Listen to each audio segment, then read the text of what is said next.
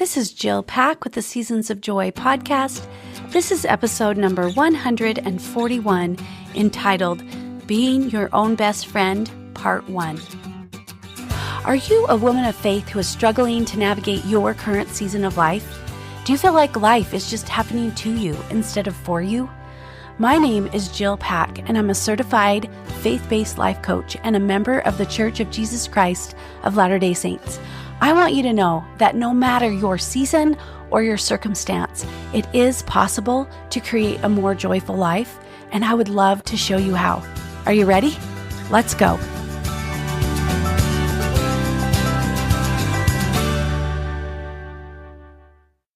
Hello, my friends. Welcome to the podcast. Thank you so much for listening. I am so glad you're here. I started this podcast 3 years ago this March. The very first episode I released was entitled Why. I just listened to it before I began recording today. The sound isn't great, and you can tell that it's probably my first episode. But I believe that I have grown and improved so much since then, and I'm so grateful for this journey. When I think about that time 3 years ago, when I began the podcast and my coaching journey, I remember feeling nervous and insecure about what I was doing. But I also knew that I felt a call, a desire to share my story and what I have learned along the way. I love working with and coaching people, especially women of faith in the mid-season of life. My why, if you will, is to help women create a life they love no matter their season or circumstance. Just like my intro says, these are not just empty words. This is my mission, my why. So having said all that, I'm so excited to share with you something new I'm going to be doing on the podcast. I'm doing a series called Being Your Own Best Friend. I've broken this up into different parts that are going to be released over the next little while.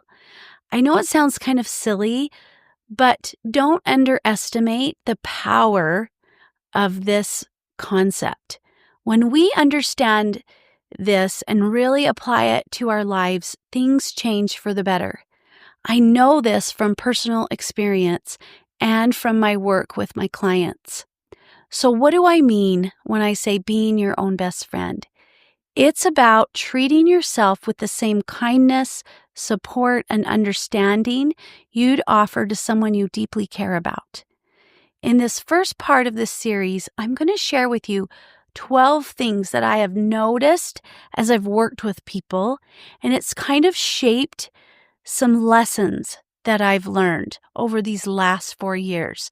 I've found that when people are struggling with the relationship that they have with themselves, they usually don't understand one or more of these 12 things. So let's begin. Number 1, you are not a problem to be solved. So many of us believe that something's wrong with us, that we need to be fixed. Now, does that mean we don't want to grow and improve and try to do better? Of course not. Of course we want to do those things. But when we view ourselves as a problem to be solved, we don't allow ourselves to embrace the natural ebbs and flows of life. When you see yourself as a complete person rather than a broken person, you can work with your natural rhythms instead of fighting against them. So you are not a problem to be solved. You're a human being. Number 2, you don't have to criticize or judge yourself in order to grow. So many of us get hung up on this. We believe that if we let up on ourselves, that somehow we're going to condone a behavior that we have, or we're just going to cut ourselves some slack, and so we aren't going to grow and become. But I've never found where criticism or judgment helps me improve. In fact, self-compassion creates a safer place, a safer space for authentic development. Research consistently shows that kindness towards yourself leads to greater motivation, momentum, and more sustainable change than harsh self-criticism ever could. So we don't have to criticize or judge ourselves to grow and develop. Compassion will do that far better. Number 3, intentionally taking care of yourself strengthens all your relationships. Sometimes it's easy to put that relationship with self on the back burner, and we're maybe focusing on the relationships outside of us. But I've really found that when we intentionally take care of ourselves, then our well-being ripples and touches and influences everyone around us. When your cup is full, you can give from your overflow rather than your reserve.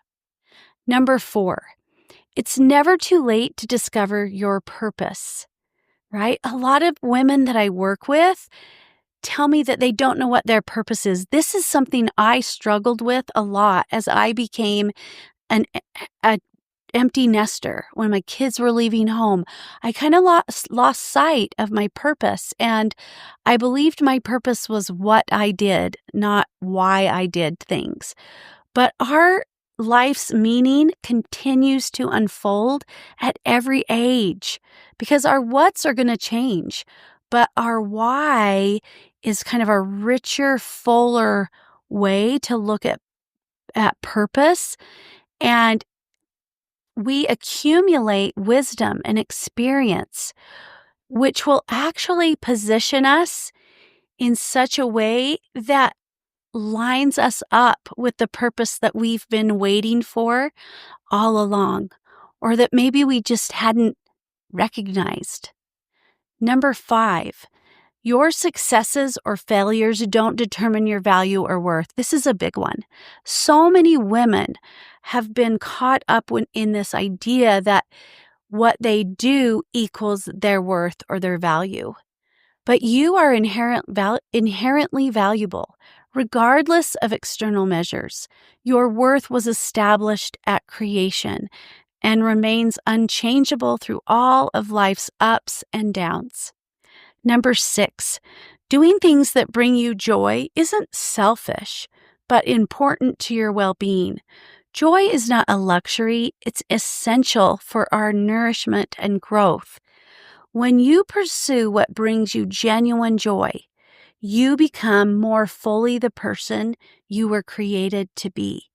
We're taught in the scriptures, men are that they might have joy. Number 7, you don't have to manage other people's emotions or behaviors to feel better. So many of us think that if we could just get people to change, then we could feel better. But your peace is not dependent on controlling others. We try really hard. But freedom comes when you can recognize which responsibilities are yours to carry and which belong to someone else. And you can begin creating your own happiness instead of waiting for people to change in order to find it. Number 8, setting healthy boundaries is one of the kindest things that you can do for yourself and others. Clear boundaries create authentic relationships. Many of us are afraid to set boundaries.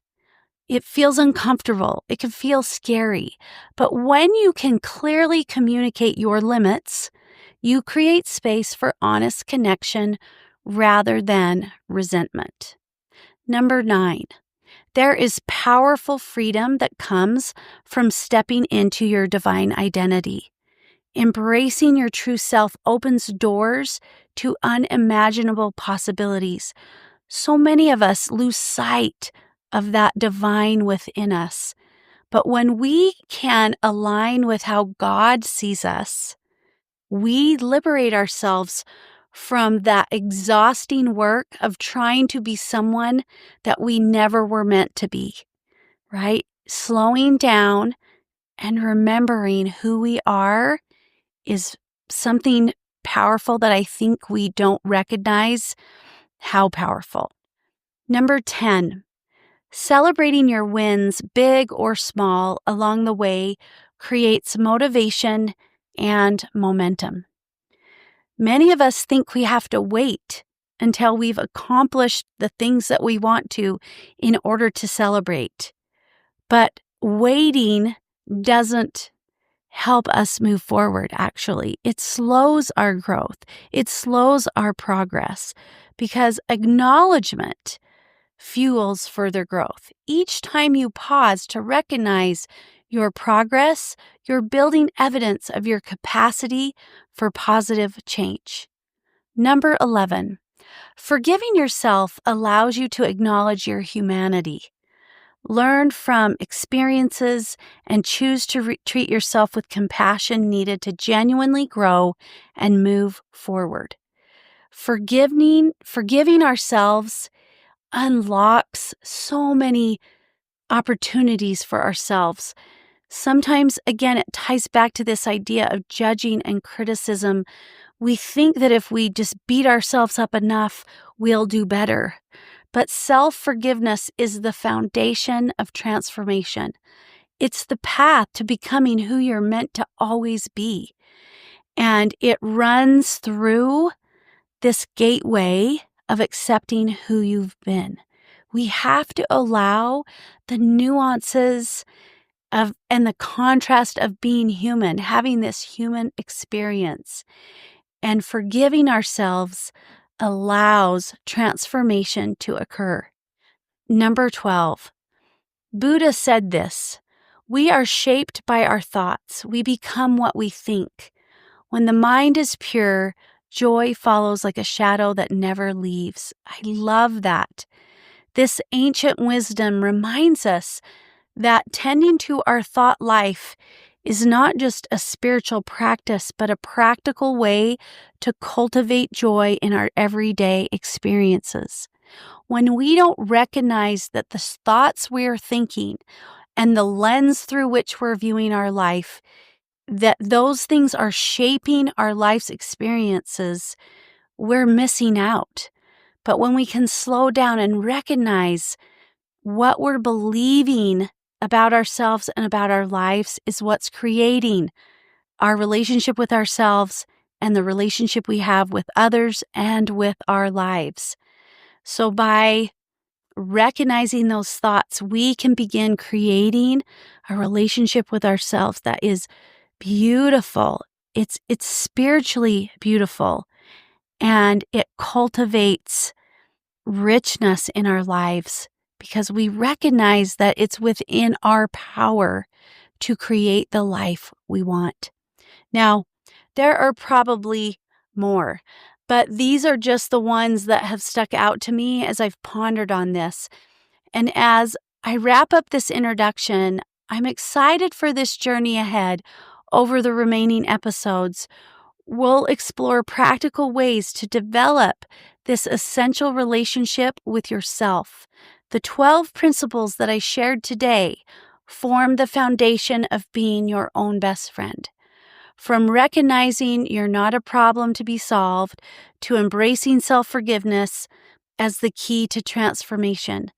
Whether you're struggling with self-criticism, feeling lost in your current season, or simply wanting to deepen your relationship with yourself, this series is designed to give you practical tools and compassionate guidance. Remember, being your own best friend isn't about perfection or self-indulgence. It's about creating a relationship with yourself built on kindness, respect, and understanding, the same qualities you would offer a dear friend. I invite you to join me for all the parts of this series. Consider it your roadmap to a more compassionate, authentic relationship with yourself, one that will ripple outward to enhance every aspect of your life. Thank you so much for being here today. I can't wait to continue on this journey with you as we learn together what it truly means to be our own best friends. Thank you for tuning in to the Seasons of Joy podcast. I hope you enjoyed today's episode. And if you liked what you heard, don't forget to subscribe, leave a review, and share with your friends and family. If you want to learn more about me or how to work with me, just visit my website, www.seasons-coaching.com, and have a joyful week.